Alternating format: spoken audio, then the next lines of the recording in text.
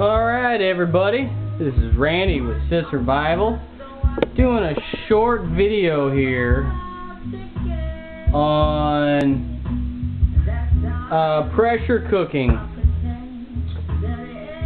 leftover chili, which would be the same for stews. Turn the music down a little bit. So, here's what we got. Okay, I got 8 of these quart-sized jars filled up with the leftover chili, which is 2 gallons. I use this old pressure cooker here as my pot when I make my chilies and stews. I always make more than I should eat. So, today we're gonna put this 8 in there. But I still have a little bit left in here, so this is all I do, is I use this little funnel here. And this one's going to go in the fridge. This will probably be my lunch tomorrow.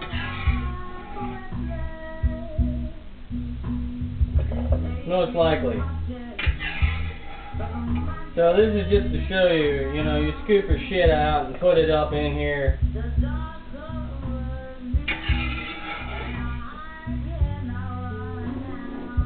These funnels make it really nice.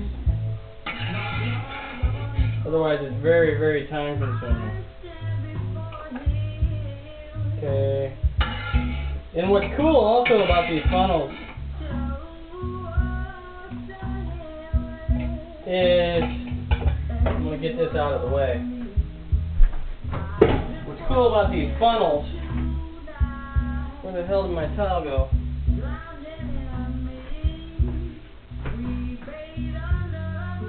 Well, it went missing. Anyway, what's cool about these funnels is you fill it to the very bottom of the see how that green goes there? You fill whatever you're doing up to the bottom, and that leaves you enough air area inside the jar. But we won't need that with that one because it's going into the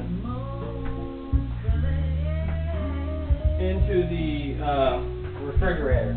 So now what else you gotta have is some boiling water with your lids in there.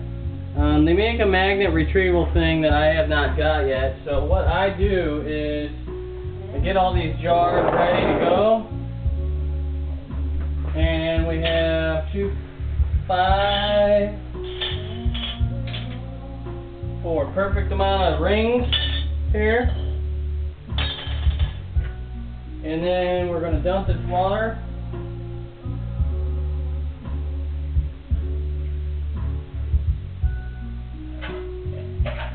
These are going to be hot. So what I like to do first is, besides burn the holy shit out of my fingers. Good God, those are hot. Okay. Just start setting these caps on there. And be mindful, they are really, really hot. Okay, you set them on there.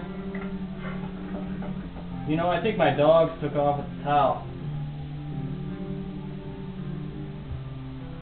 Okay, so we have the 8. Hot. Okay, we dump this, get that out of the way.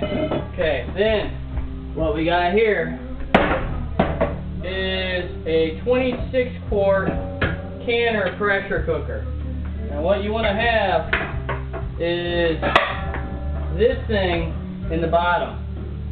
That keeps it aerated and allows it to float and boil. So what you want to start doing is taking these, this one's going in the fridge. We're going to get this one out of the way, put it in the fridge. Okay, so what we do here with these, we take them and we turn them until they just start to get snug. Okay. Do the same on all of these.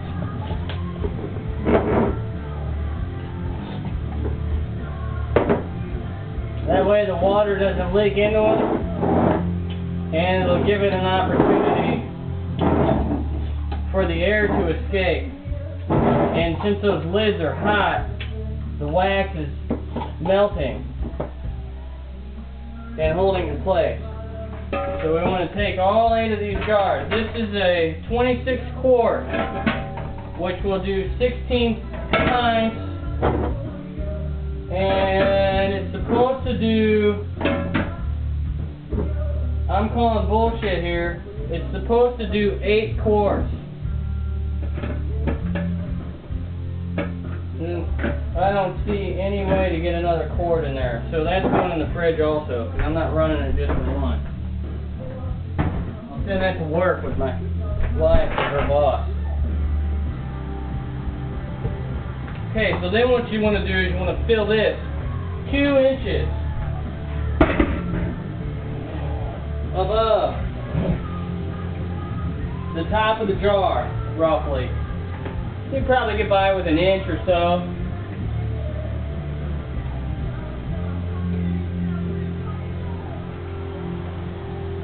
So I'm going to let that fill, and then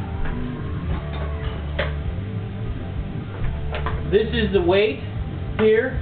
What we do is we set that on there. We're going to cook this once the water reaches its pressure.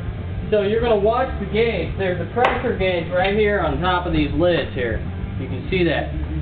On stuff like this, or, you know, canning, you know, stews and tomato sauce or spaghetti, like if you have leftover spaghetti, you hit 10 pounds of pressure. So you bring the gauge up to 10 pounds of pressure. Right there. We're almost at the highest we need to be. And once you hit the 10 pounds of pressure, you got to adjust your heat and make sure you maintain that 10 pounds of pressure. Then you cook it for 90 minutes. Once you get that 10 pounds of pressure, you cook it for 90 minutes. And then you let it all cool for just a little bit. Then you grab with your little tongy tong thing and you pull the jars out, let them cool on the counter overnight.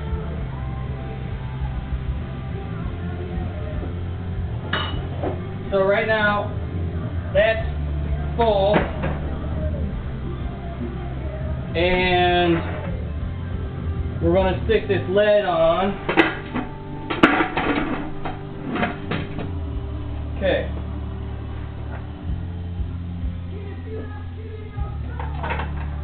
Alright. Lid is on there. Okay, here we go.